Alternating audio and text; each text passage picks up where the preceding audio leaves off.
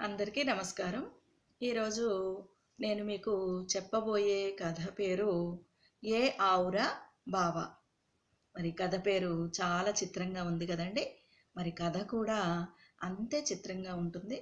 వినండి, మీ పిల్లలకు వినిపించండి. ఒకరోజు శ్రీకృష్ణదేవరాయలు వారు సభలో కొలువుదీరారు.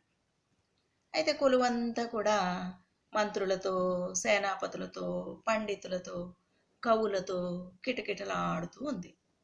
రాయలవారు కవుల వైపు చూశారు. వీళ్ళకి ఏదైనా ఒక మంచి పరీక్ష పెట్టాలి అనుకున్నారు. వెంటనే కవులతో ఇలా అన్నారు: నేను ఒక ప్రశ్న వేస్తాను, దీనికి ఎవరు జవాబు చెబుతారో వాళ్ళని కవుల్లోకెల్లా గొప్ప కవి అని గుర్తించి సభలో సన్మానం చేస్తాను అని అన్నారు. సన్మానం అనగానే కవులందరికీ ఆశ పుట్టింది. అంతలోనే రాజుగారు ఎలాంటి ప్రశ్న వేస్తారో, దానికి జవాబు చెప్పలేకపోతే పరువు ఎక్కడ పోతుందో అని భయం కూడా వారికి కలిగింది. ఇక రాయలవారు ప్రశ్న వేశారు. అదేమిటి అంటే, ఒక వాక్యం ఉండాలి, అందులో 5 అక్షరాలు ఉండాలి. విడివిడిగా చూస్తే ప్రతి అక్షరానికి అర్థం ఉండాలి, అది ఒకటే అర్థమై ఉండాలి. ఇక 5 అక్షరాలు 5 భాషల్లో ఉండాలి. అన్ని అక్షరాలు కలిపి చదివితే మరొక అర్థం రావాలి. ఇది ప్రశ్న అని చెప్పడం జరిగింది. ఇక సభలోని వారందరికీ మతి పోయినట్లయింది. అక్షరానికో అర్థం ఉంటుందా? 5 అక్షరాలుంటే ప్రతి అక్షరానికి అర్థం ఉండాలా? అది ఒకే అర్థం అయి ఉండాలా? ఇది చాలక మళ్ళీ 5 భాషలా?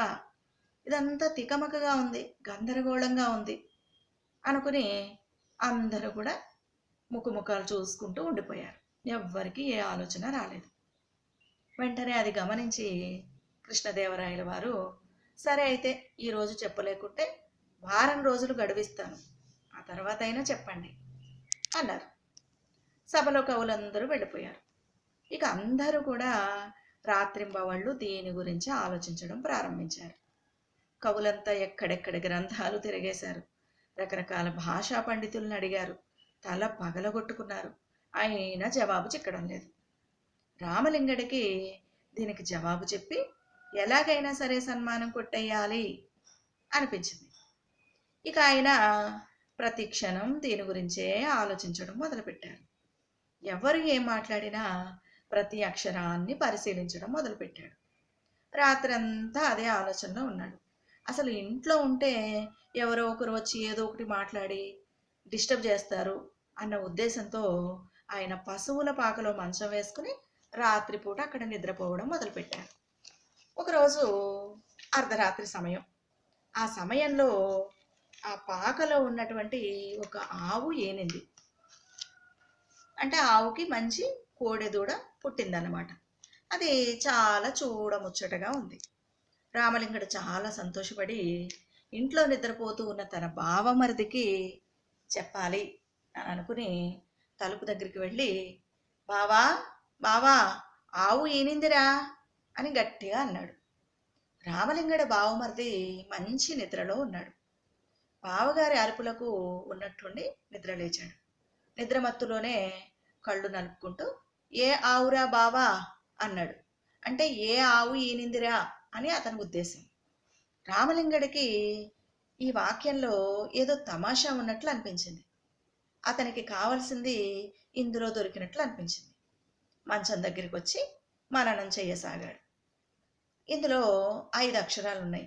ఏ, ఆవ్, రా, బా, వా అనేవి ఈ అక్షరాలు. అంతే. ఆలోచించేసరికి వీటిలో రామలింగడికి కావలసినటువంటి అక్షరాలు ఉన్నాయి, రాయలవారి ప్రశ్నకి జవాబు ఉంది అని అర్థమైపోయింది. ఇంకేం, రామలింగుడు హాయిగా రాత్రి నిద్రపోయాడు. ఉదయాన్నే నిద్రలేచాడు. తొందరగా కాలకృత్యాలు తీర్చుకుని చక్కగా తయారయ్యి హుషారుగా కొలువుకు వెళ్ళిపోయాడు. కొలువు ఎప్పట్లాగానే అందరితో కిటకిటలాడుతూ ఉంది. రాయలవారు కవుల వైపు చూశారు. ఈ రోజైనా జవాబు చెబుతారా? అందరూ సిద్ధమా అని ప్రశ్నించాడు. కవులెవ్వరూ ఉలకలేదు, పలకలేదు. రామలింగడు మాత్రం లేచి నిలబడ్డాడు. నేను జవాబు చెబుతాను అన్నాడు. చమత్కారం చేసి పెట్టడం కాదు, సరేనా అన్నారు రాయలవారు. లేదు మహారాజా, 5 భాషల్ని చిలికి పారేశాను, అందులోంచి వెన్న తీశాను, చూస్తారుగా అన్నాడు. జనం అందరూ ఇతగాడు ఏం చమత్కారం చేస్తాడో అని రామలింగడి వైపు చూస్తూ నిలబడ్డారు. రామలింగడు మీ ప్రశ్నకు ఏ ఆవురా బావా అనేది జవాబు అన్నాడు. అందరూ ఒకరి ముఖాలు ఒకరు చూసుకున్నారు. ఇందులో ఏముంది, ఆవులు బావులు తప్ప అని కొనుక్కోవడం మొదలుపెట్టారు. రామలింగడు దానికి వివరణ ఇచ్చాడు. ఏ అనే అక్షరానికి మరాఠీ భాషలో రా అని అర్థం. ఆవు అనే అక్షరానికి హిందీ భాషలో రా అని అర్థం. రా అనే అక్షరానికి తెలుగు భాషలో రా అని అర్థం. వా అనే అక్షరానికి కన్నడ భాషలో రా అని అర్థం. వా అనే అక్షరానికి తమిళ భాషలో రా అని అర్థం. ఈ 5 అక్షరాలు 5 భాషలవి, అన్నిటికీ రా అనే అర్థం. అన్నిటినీ కలిపితే ఏ ఆవురా బావా అనే తెలుగులో అర్థం ఉండనే ఉంది అని చెప్పాడు. రామలింగడి వివరణకు జనమంతా కూడా ఆనందంతో చప్పట్లు కొట్టేశారు. ఇక ఆ చప్పట్లతోటి సభ అంతా కూడా మారుమ్రోగిపోయింది. రాయల వారికి కూడా పట్టరాని సంతోషం కలిగింది. తన కొలువులో ఇంతటి గొప్ప కవి ఉన్నాడు అని ఆయన మురిసిపోయి రామలింగడికి ఘనంగా సన్మానం చేశారు. మరి విన్నారు కదండి ఈ కథ. మరి పట్టుదల ఉంటే గనక ఏదైనా సాధించవచ్చు అని రామలింగడు ఈ కథలో మనకి నిరూపించాడు. మళ్ళీ మరొక మంచి కథతో మీ ముందుకు వస్తాను. ధన్యవాదములు.